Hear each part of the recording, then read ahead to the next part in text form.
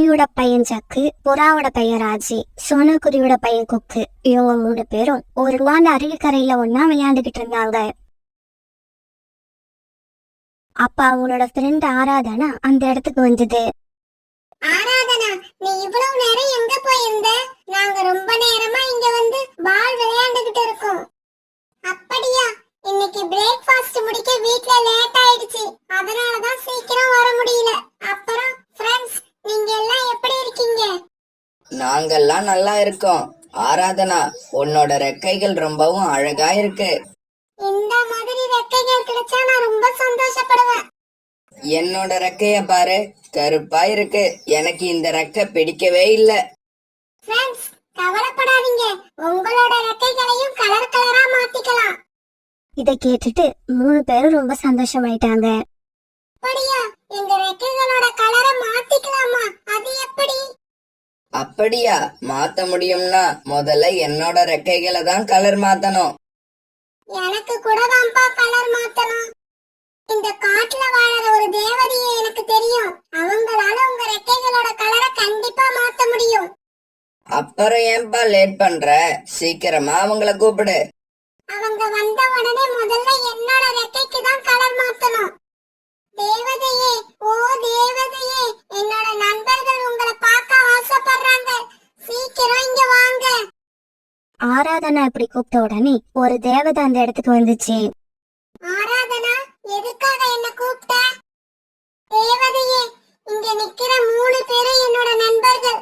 அவங்களோட ரெக்கைகள் என்னுடைய ரெக்கைகள் மாதிரி கலர் கலரா மாத்திக்க விரும்புறாங்க. நீங்க உங்களோட சக்தியை பயன்படுத்தி அவங்க ரெக்கைகளோட கலரை மாத்தி கொடுங்க. தேவதை உடனே கண்ணு மூடி கொஞ்ச நேரம் யோசிச்சுது. ஆராதனா, இவங்களோட ரெக்கைகளோட வண்ணத்தை மாத்துறதுக்கு முன்னாடி நான் இவங்கள பத்தி கொஞ்சம் தெரிஞ்சுக்க விரும்புறேன். எதை தெரிஞ்சுக்க விரும்புறீங்க? எங்களோட பேரையா? என் பேரு ஜக்கு. என் பேரு குக்கு. ராஜிங்கிறது என்னோட பேரு. இல்ல, எனக்கு உங்களோட பேர் தேவையில்ல. நாளைக்கு காலையில நீங்க 3 பேரும் இந்த இடத்துக்கு வாங்க. அப்படி வர்றப்ப உங்க வீட்ல செஞ்ச ஏதாவது ஒரு உணவுப் பொருளை எடுத்துக்கிட்டு வாங்க. நீங்க எடுத்துக்கிட்டு வர உணவுப் பொருட்கள்ல யார் கொண்டு வரது சுவையாகவும் அதிக வாசமும் வீசுதோ அவங்களோட ரெக்கைகளை மட்டும் தான் நான் கலர் மாத்தி கொடுப்பேன். இப்படி சொன்ன அந்த தேவதை உடனே அங்கிருந்து மறைஞ்சு போயிடுச்சு. நான் இப்பவே போய் எங்க அம்மா கிட்ட சொல்லி இந்த தேவதை சொன்ன மாதிரி ஒரு உணவை தயார் பண்ண போறேன். கண்டிப்பா நாளைக்கு என்னோட ரெக்கைகள் தான் கலர் மாற போகுது. ஏன்னா எங்க அம்மா பால் பாயாசம் செஞ்சாங்கன்னா வாசமும் டேஸ்டும் சும்மா ஆளை தூக்கும். எங்க அம்மாவுக்கு எதுவுமே சமைக்க தெரியாது. எனக்கு என்ன பண்றதுன்னே தெரியல. பிறகு நண்பர்கள் 3 பேரும் தங்களுடைய வீட்டை நோக்கி பறந்து போக ஆரம்பிச்சாங்க. அம்மா அம்மா, இன்னைக்கு நான், குக்கு, ராஜி, நாங்க 3 பேரும் அருவிகிட்ட ஒரு தேவதைய சந்திச்சோம். அந்த தேவதை நாளைக்கு யாரு மனமான சுவையான உணவு பொருளை கொண்டு வர்றீங்களோ அவங்களோட ரெக்கைகளை கலர் மாத்தி கொடுப்பேன்னு சொல்லிருக்காங்க. அம்மா, அந்த தேவதைய அசத்துற மாதிரி ஏதாவது செஞ்சு கொடுங்க. ஜக்கு, எனக்கு பால் பாயசம் நல்லா வைக்க தெரியும். உனக்கும் அதையே வச்சு கொடுக்கறேன். அத சாப்பிட்டு பார்த்த உடனே தேவதை உன்னோட ரெக்கைகளை கலர் மாத்தி கொடுத்துடும். அம்மா, பால் பாயாசம் தயாரிக்க தேவையான பொருட்கள் எல்லாம் நம்ம வீட்ல இருக்கா? சேமியா, ஜவ்வரிசி, சர்க்கரை, பால், திராட்சை பழம், முந்திரி பருப்பு இதெல்லாம் நம்ம வீட்ல இருக்காமா? இல்லடா ஜக்கு, இது எதுவுமே நம்ம வீட்ல இல்ல. இதெல்லாம் இருந்தாதான் பால் பாயசம் வைக்க முடியும். அம்மா, சேமியா, ஜவ்வரிசி, சர்க்கரை இது 3த்தையும் புறா அங்கிள் கடையில இருந்து நான் திருடி எடுத்துக்கிட்டு வந்துடுறேன். பால் பாயாசத்துக்கு தேவையான பாலை எடுத்துக்கிட்டு வர வேண்டியது என்னோட பொறுப்பு. எப்படியாவது நம்ம ஜக்குவோட ரெக்கைகள் கலர் கலரா மாறணும். எனக்கு அதுதான் ஆசை. அப்படின்னா மீதி இருக்கிற திராட்சை பழத்தையும் முந்திரி பருப்பையும் ரோனி குருவி வீட்ல இருந்து நான் எடுத்துக்கிட்டு வந்துடுறேன்.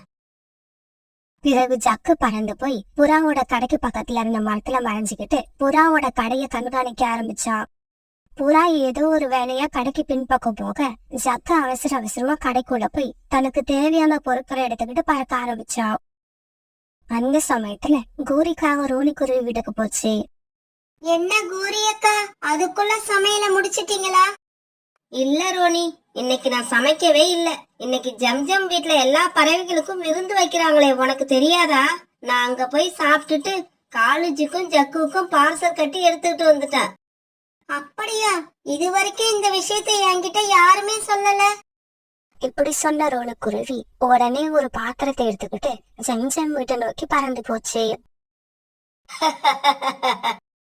ஐயா, சாப்பாடு கிடைக்குதுன்னு கேட்ட உடனே உடம்புல ஒரு தனி சுறுசுறுப்பு வருது இல்ல?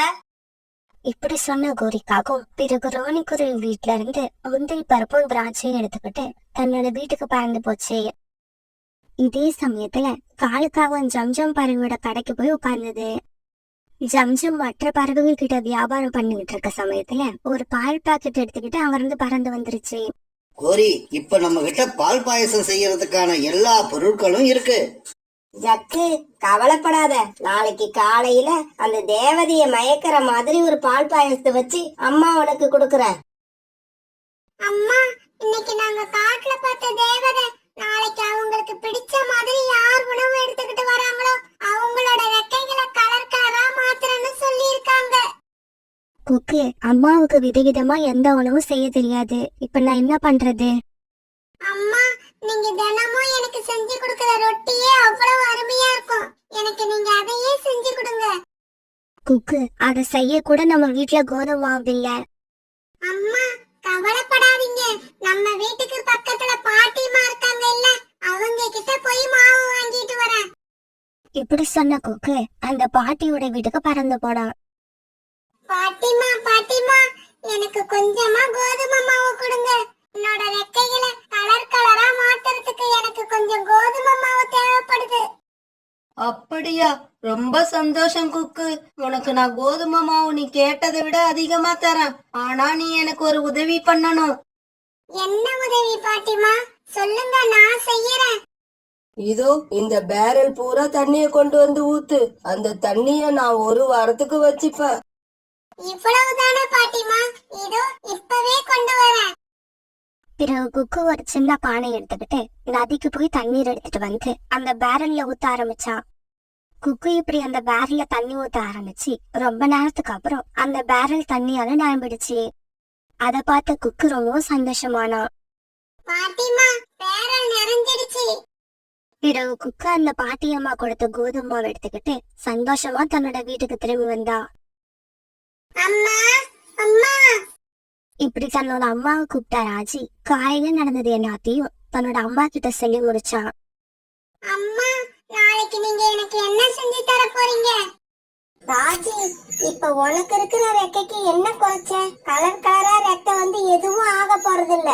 பேசாம உன்னோட பாடங்களை எடுத்து வச்சு படி. இப்படி சொல்லிட்டு ராணிபுரா வீட்டுல இருந்து வெளியே பறந்து போயிடுச்சு. அந்த சமயம் ராஜி ஷெல்ஃப்ல அம்மாவோட மணி பர்ஸ் இருக்கிறத பார்த்தான். உடனே அதுல இருந்து 100 ரூபாய் எடுத்துக்கிட்டான். மறுநாள் பொழுது விடிஞ்சிச்சு. கோரிக்கா அவன் காலையிலேயே சீக்கிரமா எழுந்திருச்சு தான் பையனுக்கு பால் பாயாசம் செய்ய ஆரம்பிச்சது. கோரி, உனக்கு ஒரு விஷயம் தெரியுமா? இந்த பால் பாயாசத்துல உள்ள பொருட்கள் எதுவுமே நம்மளோடது கிடையாது. ஆமா காலுஜி, எல்லாமே மத்தவங்க கிட்ட இருந்து திருடிட்டு வந்தது. ஜக்கு, உன்னால முடிஞ்சா அந்த தேவதையவே நம்ம வீட்டுக்கு திருடி கொண்டு வந்துரு. அப்படி கொண்டு வந்துட்டீன்னா நாம அப்பப்ப நமக்கு தேவையானதை வாங்கிக்கலாம். அம்மா, சிரிச்சுக்கிட்டே பால் பாயாசம் தயார் பண்றதுல கோட்டை விட்டுறாதீங்க. நேத்து குக்கு எடுத்துட்டு வந்த மாவு வச்சு குக்குவுக்கு அவங்க அம்மா ரொட்டி தயார் பண்ணி கொடுத்தாங்க. அம்மா, அந்த தேவதை இந்த ரொட்டியை சாப்பிட்டு சந்தோஷப்படுவாங்கல்ல? குக்கு, அந்த தேவதை சந்தோஷப்படுமோ என்னன்னு எனக்கு தெரியல. ஆனா நம்மளால செய்ய முடிஞ்சது இதுதான். இத சந்தோஷமா எடுத்துட்டு போ. அம்மா இப்படி சொல்ல பிறகு குக்கு அந்த ரொட்டியை எடுத்துக்கிட்டு தேவதைய பார்க்க பறந்து போனான். அம்மா, பால் பாயாசத்தோட வாசம் சூப்பரா இருக்கு. இன்னைக்கு வீட்டுக்கு வர்றப்ப என் ரெக்கைகள் கண்டிப்பா கலர் மாறி இருக்கும். இப்படி சொல்லிட்டு ஜக்கு பால் பாயசத்தை எடுத்துக்கிட்டு தேவதைய பார்க்க போறான். ராஜி அம்மா கிட்ட இருந்து திருந்த 100 ரூபாய்க்கு இனிப்பு வாங்கிட்டான். இப்படி நண்பர்கள் 3 பேரும் ஆளுக்கு ஒரு உணவு எடுத்துக்கிட்டு அருவிக்கரையில ஒன்னா சேர்ந்தாங்க. அந்த சமயத்துல அவங்களோட ஃப்ரெண்ட் ஆராதனா அங்க வந்தது. ஆராதனா, தேவதை எங்க? அவங்க எப்ப வருவாங்க? இப்ப அவங்க வர நேரம் தான், வந்துருவாங்க. ஆராதனா இப்படி சொல்றப்ப தேவதையும் அங்க வந்துட்டாங்க. தேவதையே, முதல்ல என்னோட பால் பாயாசத்தை சாப்பிட்டு பாருங்க. அப்படி சாப்பிட்டுட்டீங்கன்னா இவங்க 2 பேரும் கொண்டு வந்ததை சாப்பிடவே மாட்டீங்க. உன்னோட பால் பாயாசத்தை நான் சாப்பிட போறது இல்ல. இதுல வர்றது பாயாசத்தோட வாசம் இல்ல, திருட்டு வாசம். இப்படிப்பட்ட பொருட்களை நான் சாப்பிட மாட்டேன். தேவதையே, இந்த மிட்டாய் அது எனக்கு மிட்டாயாவே தெரியல. அது உங்க அம்மா கிட்ட இருந்து நீ திருடின 100 ரூபாய் நோட்டா தான் தெரியுது. ஜக்கையும் ராஜியும் அவங்க செஞ்ச தவறு நினைச்சு அழ ஆரம்பிச்சாங்க. தேவதையே, இந்த ரொட்டி உங்களுக்கு பிடிக்குமா என்னன்னு தெரியல. இத நீங்க சாப்பிட்டு பாப்பீங்களா? என்ன குக்கு இப்படி கேட்டுட்ட? உன்னோட ரொட்டியை சாப்பிடதான் நான் இப்ப இங்க வந்தேன். இப்படி சொன்ன தேவதை குக்குவோட ரொட்டியை எடுத்து சாப்பிட ஆரம்பிச்சது. என்ன ஆச்சரியம், அந்த சமயத்துல குக்குவோட ரெக்கைகள் 2ம் கலர்ஃபுல்லா மாறிடுச்சு. குக்குக்கு சந்தோஷம் தாங்கல. ஜக்கு, ராஜி, குக்குவோட ரொட்டியில நேர்மை, உழைப்புங்கிற ருசி இருந்தது, உண்மைங்கிற வாசம் இருந்தது. தங்களுடைய தவறு நினைச்சு அழுதுகிட்டு இருந்த ஜக்கும் ராஜியும் இப்படி பேசினாங்க. தேவதையே, கண்டிப்பா இந்த தப்ப நாங்க இன்னொரு தடவை செய்யவே மாட்டோம். ஆமா, இந்த நிமிஷத்துல இருந்து நாங்க புது பறவைகளா மாறிட்டோம். திருட்டு, பொய், பித்தலாட்டம் இதுக்கெல்லாம் இடமே கிடையாது. இவங்களோட பேச்சை கேட்டு ரொம்பவும் சந்தோஷப்பட்ட தேவதை பிறகு அவங்களோட ரெக்கைகளையும் கலர்ஃபுல்லா மாத்திடுச்சு. அதுக்கப்புறம் நண்பர்கள் 3 பேரும் சந்தோஷமா ஆட்டம் போட ஆரம்பிச்சாங்க.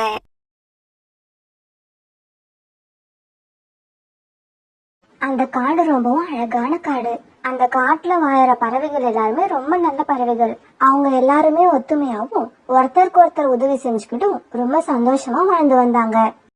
இதுக்கு விதிவிலக்கா இருந்தவங்க 2 பேர் தான். அவங்க பேரு காலுக்காகவும் கோரிக்காகவும். 2 பேருமே ரொம்பவும் சோம்பேறியான காகங்கள்.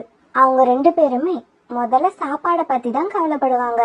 சாப்பாடு கிடைச்சதுன்னா அடுத்தது தூங்குறத பத்தி கவலைப்படுவாங்க. இவங்க 2 பேருமே ஒரு நாள் கூட உணவு சொந்தமா தேடி சாப்பிட்டதே கிடையாது. பெரிய பறவைகள் கிட்ட உணவு இருந்தா அவங்களுக்கு தெரியாம திருடி கொண்டு வந்துருவாங்க. சின்ன பறவைகள் கிட்ட உணவு இருந்தா அவங்க கிட்ட இருந்து பிடுங்கி சாப்பிட்டுருவாங்க. இவங்க 2 பேரும் வாழ்ந்த கூடு ரொம்பவும் மோசமான நிலைமையில இருந்தது. தான் வாழற கூட்ட கூட சரி பண்ண முடியாத அளவுக்கு அவங்க 2 பேர் உடம்புலயும் சோம்பேறித்தனம் ஊறி போய் இருந்தது. இன்னும் கொஞ்ச நாள்ல மழைக்காலம் ஆரம்பிக்க போகுது. அதனால காலுக்காகத்துக்கும் கோரிக்காகத்துக்கும் இன்னைக்குதான் தங்களோட கூட பத்தின கவலையே வந்தது. காலுஜி, உங்ககிட்ட நான் எத்தனை நாளா சொல்லிக்கிட்டு இருக்கேன், இந்த கூட்டை சரி பண்ணுங்க சரி பண்ணுங்கன்னு. இப்ப மழைக்காலம் வேற வரப்போகுது. கோரி, நீ கொஞ்சம் மனசு வச்சிருந்தா என்கிட்ட சரி பண்ணுங்கன்னு சொன்ன நேரத்துல நீயே இந்த கூட்ட சரி பண்ணி இருக்கலாமே. காலுஜி, என் கூட சேர்ந்து சேர்ந்து உங்களுக்கும் இப்ப வாய் ரொம்ப அதிகமா போயிடுச்சு.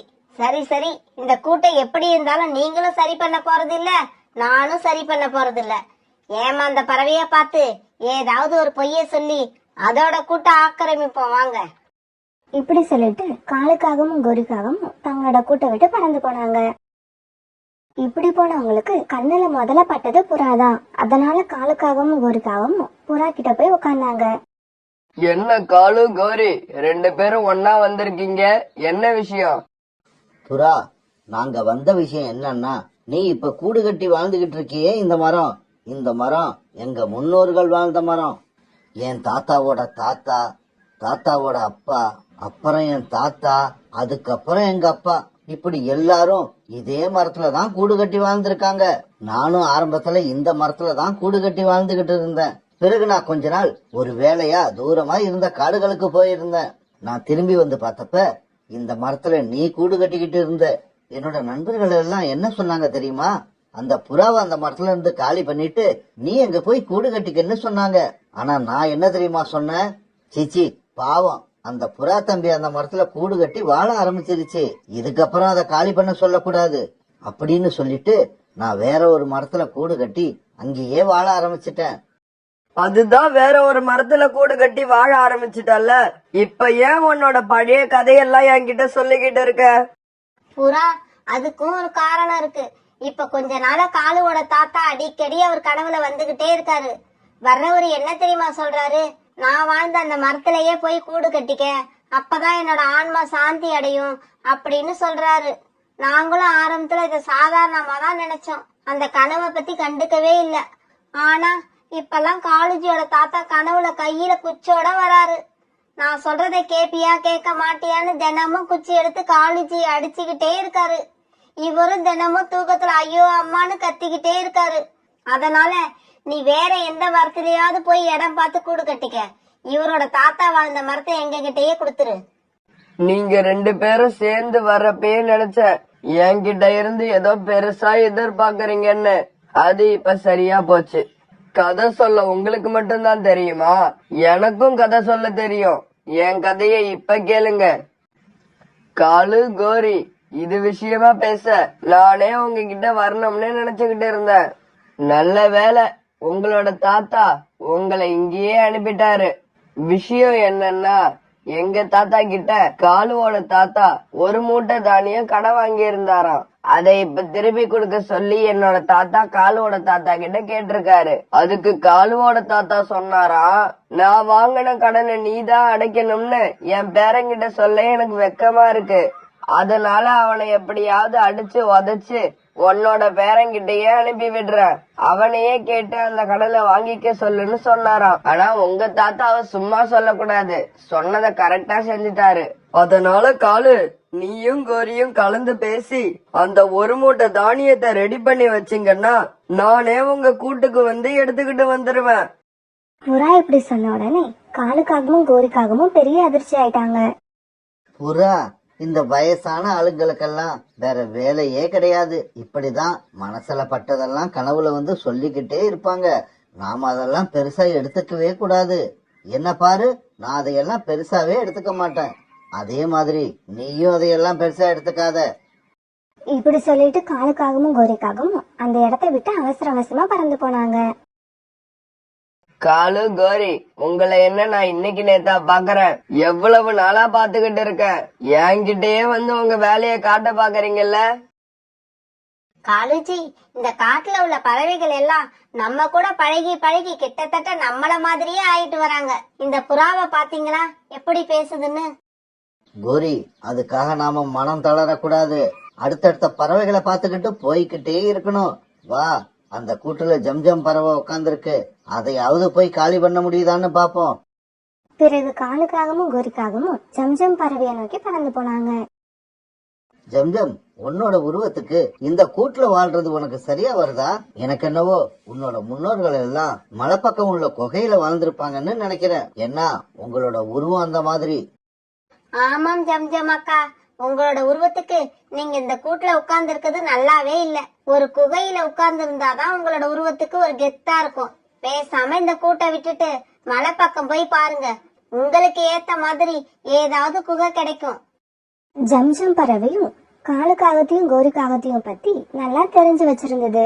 அதனால ஜம்ஜம் இப்படி பேச ஆரம்பிச்சது. காலு, கோரி, உங்க 2 பேரையும் பத்தி எனக்கு நல்லா தெரியும். கொஞ்ச நாளா நான் போறப்பையும் வர்றப்பையும் உங்க கூட இருக்கிற நிலைமைய பார்த்துட்டு தான் இருக்கேன். 4 பக்கமும் உடஞ்சி போய் எந்த நேரம் வேணாலும் கீழே விழலாங்கிற நிலைமையில இருக்கிற கூட்டுல நீங்க 2 பேரும் வாழ்ந்துகிட்டு இருக்கீங்க. ஜம்ஜம், நீ எங்களை பத்தி ஏதோ தப்பா புரிஞ்சுகிட்டு இருக்கன்னு நினைக்கிறேன். இல்ல, நான் உங்க 2 பேரையும் பத்தி சரியாதான் புரிஞ்சு வச்சிருக்கேன். உங்க 2 பேருக்குமே கூடு கட்ட உடம்பு வளையாததால ஏதோ ஒரு காரணத்தை சொல்லி எப்படியாவது என்ன இந்த கூட்டை விட்டு காலி பண்ண வச்சுக்கா இந்த கூட்டுல நீங்க வந்து குடியிருக்கலான்னு கணக்கு போடுறீங்க.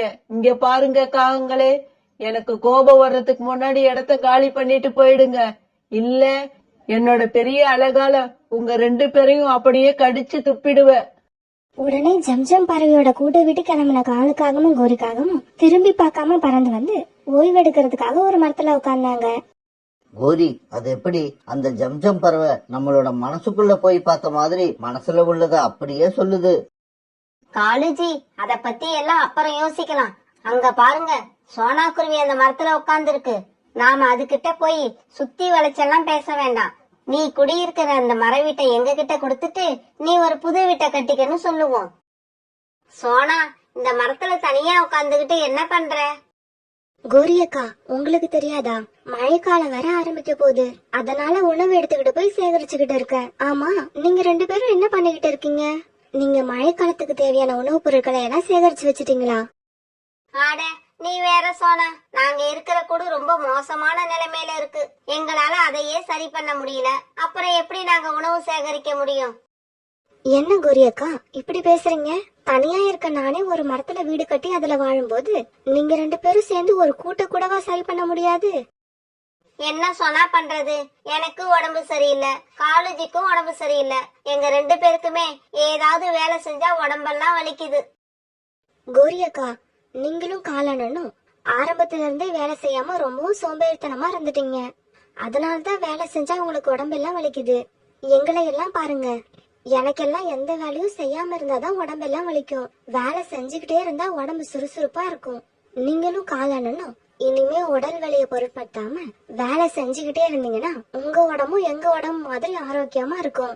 வேலை செய்யறதால இப்படி உடம்பு ஆரோக்கியமா இருக்கிறது மட்டும் இல்ல, மனசு கூட ஒரு வேலையை சரியா செஞ்சு முடிச்சிட்டோன்னு சந்தோஷத்துல மிதக்கும். சோனா, நீ என்னவோ சரியாதான் சொல்ற. ஆனா இதுக்கப்புறம் நாங்க வேலை செய்ய கத்துக்கிறது எனக்கு என்னவோ அவ்வளவு சுலபமா தெரியல. அதனால நீ ஒண்ணு பண்ணு, உன்கிட்ட உள்ள மர வீட்டை எங்க கிட்ட கொடுத்துட்டு நீ ஒரு புது வீடு கட்டிக்க. ஏன்னா இன்னும் ஒரு புது வீட்டை நீ ரொம்ப ஈஸியா கட்டிப்ப. ஆனா எங்களால அது முடியாது. காலண்ணா, நீங்க என்ன பேசுறீங்க? மர வீடு கட்டுறது சாதாரண விஷயம் இல்ல. அதுவும் இல்லாம மழைக்காலம் வேற ஆரம்பிக்க போகுது. எனக்கு என்னவோ இன்னைக்கு ராத்திரியே மழை வரும்னு தோணுது. தயவு செய்து இதுக்கு மேல என்கிட்ட பேசிக்கிட்டு இருக்காம என்ன உணவு தேட போக விடுங்க. இப்படி சொல்லிட்டு சோனா குருவி உணவு தேட அங்கிருந்து பறந்து போயிடுச்சு. எந்த பறவையும் ஏமாறாததால வேற வழி இல்லாத காலுக்காகவும் கோரிக்காகவும் தங்களோட உடஞ்சு போன கூட்டிலேயே வந்து உக்காந்தாங்க. கோரி, வானத்தை பார்த்தா மழை வர்ற மாதிரி இருக்கு. காலுக்காக இப்படி சொல்லி முடிக்கிறதுக்குள்ள மழையே வந்துருச்சு. மழை பெஞ்ச கொஞ்ச நேரத்துக்கு இந்த காகங்களோட கூடு சுத்தமா உடஞ்சி கீழே விழுந்துருச்சு. காலேஜி, இப்ப என்ன பண்றது? உடஞ்சி போய் இருந்தாலும் ஏதோ நமக்குன்னு ஒரு கூடு இருந்தது. இப்ப அதுவும் இல்ல. கோரி வா, நாம சோனா குருவி வீட்டுக்கு போவோம். இந்த மழையில நமக்கு வேற யாரும் இருக்க இடம் கொடுக்க மாட்டாங்க. சோனா குருவிக்கு தான் இறக்க குணம் அதிகம். இப்படி பேசிக்கிட்ட காலுக்காகவும் கோரிக்காகவும் பிறகு சோனா குருவி வீட்டுக்கு பறந்து போனாங்க. இப்படி போன இவங்க சோனா குருவி வீட்டு வாச கதவு வேகமா தட்டுறாங்க. யாரு இந்த நேரத்துல வந்து கதவு தட்டுறது? யாரு வாசல்ல யாரு கதவு தட்டுறது? சோனா, நாங்க தான் பால் அண்ணனும் கோரியக்காவும் வந்திருக்கோம். கொஞ்சம் தயவு செய்து கதவை தர. இன்னைக்கு ராத்திரி மட்டும் நீ தங்க இடம் கொடுத்தா விடிஞ்சதும் நாங்க வெளியில போயிடுவோம். கோரி அக்கா, என் வீடு சின்ன வீடு. இதுல என்னோட 2 சின்ன குழந்தைங்களும் போய்கிட்டு இருக்காங்க. அவங்களுக்கு வேற உடம்பு சரியில்லை. மருந்து கொடுத்து இப்பதான் படுக்க வச்சிருக்கேன். இப்ப நான் உங்களை உள்ள விட்டா உங்களோட தூக்கமும் கெட்டு போயிடும். சோனா, நாங்க உள்ள வந்ததும் எந்த சத்தமும் போட மாட்டோம். ஒரு ஓரமா நிக்கிறதுக்கு எங்களுக்கு இடம் கொடுத்தா போதும். அப்படி நீ இடம் கொடுக்காம நாங்க இந்த மழையிலேயே நனைஞ்சு இறந்து போயிட்டோம்னா அந்த பாவம் ஒன்னதான் வந்து சேரும். காகங்கள் இப்படி கெஞ்ச ஆரம்பிச்சதும் வேற வழி இல்லாத சோனா குருவி கதவை திறந்து விட்டது. காகங்கள் இப்ப உள்ள வந்துட்டாங்க. சோனா, நாங்க வர அவசரத்துல சாப்பிடாம வந்துட்டோம். ஏதாவது சாப்பிட கொஞ்சம் கொடுத்தா அந்த புண்ணியம் எல்லாம் ஒன்னதான் வந்து சேரும். பிறகு வேற வழி இல்லாத சோனா கொஞ்சம் தானியங்களை கொடுத்தது. அந்த தானியங்களை சாப்பிட்ட காலுக்காகவும் கோரிக்காகவும் பிறகு சோனாவோட கூட்டுல படுத்து தூங்க ஆரம்பிச்சிட்டாங்க. பிறகு வேற வழி இல்லாத சோனா குருவி தரையில படுத்து தூங்க ஆரம்பிச்சது. மறுநாள் பொழுது விடிஞ்சிச்சு. காலன்னா கோரியக்கா, மழை விட்டுடுச்சு. இருந்தாலும் மழை மேகங்கள் அப்படியே தான் இருக்கு. மழை எப்ப வேணாலும் வரலாம். அதனால சீக்கிரம் 2 பேரும் கிளம்புங்க. நாம போய் உணவு தேடி கொண்டு வந்துருவோம். சோனா, நேத்து மழையில நனைஞ்சதால எனக்கும் காலேஜுக்கும் உடல்நிலை சரியில்லை. அதனால நீ போய் உணவு தேடி எடுத்துக்கிட்டு வா. இதோ உனக்கு பின்னால கொஞ்சம் தானியங்கள் இருக்கு. நாங்க அதை சாப்பிட்டுட்டு இங்கேயே படுத்துக்கிறோம். அதனால இரவு இங்கேயே தங்கிடுவோம்னு நினைக்காத. சாயங்காலம் நாங்க வெளியே போயிடுவோம். பிறகு சோனா குருவி உணவு தேட வெளியில கிளம்பி போச்சு. காலுக்காகவும் கோரிக்காகவும் அங்க இருந்த தானியங்களை சாப்பிட்டு மறுபடியும் கூட்டுல வந்து படுத்துட்டாங்க. அன்னைக்கு சாயங்காலம் ஆச்சு. உணவு தேட போன சோனா குருவி இப்ப வீட்டுக்கு திரும்பி வந்துருச்சு. ஆனா அப்பவும் காலுக்காகவும் கோரிக்காகவும் கூட்டுல படுத்து தூங்கிட்டு தான் இருந்தாங்க. காலன்னா கோரியக்கா, சீக்கிரம் எழுந்திருங்க, சாயங்காலம் ஆயிடுச்சு. சோனாவோட குரலை கேட்ட காலுக்காகவும் கோரிக்காகவும் அவசர அவசரமா எழுந்திருச்சாங்க. சோனா, நீ தப்பா நினைக்கலன்னா நான் ஒன்னு சொல்லலாமா? கோரியக்கா, இன்னைக்கு ராத்திரி உன் வீட்டுல தங்கிக்கிறேன்னு நீங்க சொல்லாம வேற எதை சொன்னாலும் நான் தப்பா நினைக்க மாட்டேன். சோனா, இந்த காட்டுலயே இரக்கமுள்ள மனசு உனக்கு மட்டும்தான் இருக்குன்னு இது வரைக்கும் நினைச்சுக்கிட்டு இருந்தோம். ஆனா நீ இப்படி மாறுவேன்னு நாங்க கனவுல கூட நினைக்கல. சோனா, இன்னைக்கு ஒரு நாள் ராத்திரி மட்டும் எங்களை இங்க இருக்க விடு. நாளைக்கு விடிஞ்ச உடனே நாங்க கண்டிப்பா உன்னோட வீட்டை காலி பண்ணிட்டு போயிடுவோம். இந்த காகங்களை நாம இப்படியே விட்டுக்கிட்டு இருந்தோம்னா இவங்க கண்டிப்பா நம்ம வீட்டை விட்டு போக மாட்டாங்க. துன்பத்துல உள்ளவங்களுக்கும் ஆபத்துல மாட்டிக்கிட்டவங்களுக்கும் ஏழைகளுக்கும் எவ்வளவு வேணா உதவலாம். ஆனா இந்த சோம்பேறி காகங்களுக்கு இதுக்கு அப்புறமும் உதவவே கூடாது. அப்படி உதவனா இவங்களோட சோம்பேறித்தனத்தை நாம அங்கீகரிக்கிற மாதிரி ஆயிடும். ஏதாவது ஐடியா பண்ணி முதல்ல இவங்க 2 பேரையும் வெளியே அனுப்பணும். கௌரி அக்கா, இன்னைக்கு ராத்திரி நீங்க என்னோட வீட்டுல தங்குறத பத்தி எனக்கு எந்த ஆட்சேபனையும் இல்ல. நான் இன்னைக்கு உணவு தேட போனப்ப எனக்கு ஒரு மூட்டை சோளம் கிடைச்சது. அதை தூக்க முடியாம தூக்கிட்டு வந்து வாசல்ல வச்சிருக்கேன். அதை நீங்களும் காளானாவும் கொஞ்சம் உள்ள கொண்டு வந்தீங்கன்னா அதை சுட்டு உங்களுக்கு சாப்பிட கொடுப்பேன். மழை காலத்துல சுட்ட சோளத்தை சாப்பிட்டா எப்படி இருக்கும்னு நினைக்கும் போது காலுக்காகத்துக்கும் கோரிக்காகத்துக்கும் வாய் ஊற ஆரம்பிச்சது. என்ன சொன்னா இப்படி சொல்லிட்ட? எனக்காக நீ இவ்வளவு செய்யும் போது உனக்காக நாங்க இத கூட செய்ய மாட்டோமா? காலுஜி, வாங்க நாம போய் அந்த சோள மூட்டைய உள்ள கொண்டு வருவோம். இப்படி சொல்லிட்டு காலுக்காகவும் கோரிக்காகவும் சோள மூட்டையை உள்ள கொண்டு வரதுக்காக வீட்டுக்கு வெளியில போக சோனா குருவி கதவை இழுத்து சாத்திருச்சு. சோனா, நீ இப்படி பண்ணுவன்னு எதிர்பார்க்கவே இல்ல. நீ செஞ்சது அநியாயம், அக்கிரமம். எங்களுக்கு நீ நம்பிக்கை துரோகம் பண்ணிட்ட. காலன்னா கோரி அக்கா, உங்க 2 பேரும் நான் நல்லதுதான் பண்ணிருக்கேன். இன்னைக்கு ஒரு நாள் ராத்திரி தங்குறதுக்கு இடம் இல்லாம மரத்துல உட்கார்ந்து இருந்தீங்கன்னா நாளைக்கு காலையில நீங்களா வீடு கட்ட ஆரம்பிப்பீங்க. இப்படி சொன்ன சோனா பிறகு தன்னுடைய கூட்டுல படுத்து தூங்க ஆரம்பிச்சிருச்சு. மறுநாள் பொழுது விடிஞ்சிச்சு. ராத்திரி பூரா ஒரு மரத்துல உட்கார்ந்து மழையில நனைஞ்சுகிட்டு இருந்த காலுக்காகவும் கோரிக்காகவும் இப்போ ஒரு மர வீடு கட்டுறதுக்காக மரக்கட்டைகளை காட்டுக்குள்ள இருந்து சேகரிச்சு கொண்டு வந்துகிட்டு இருந்தாங்க.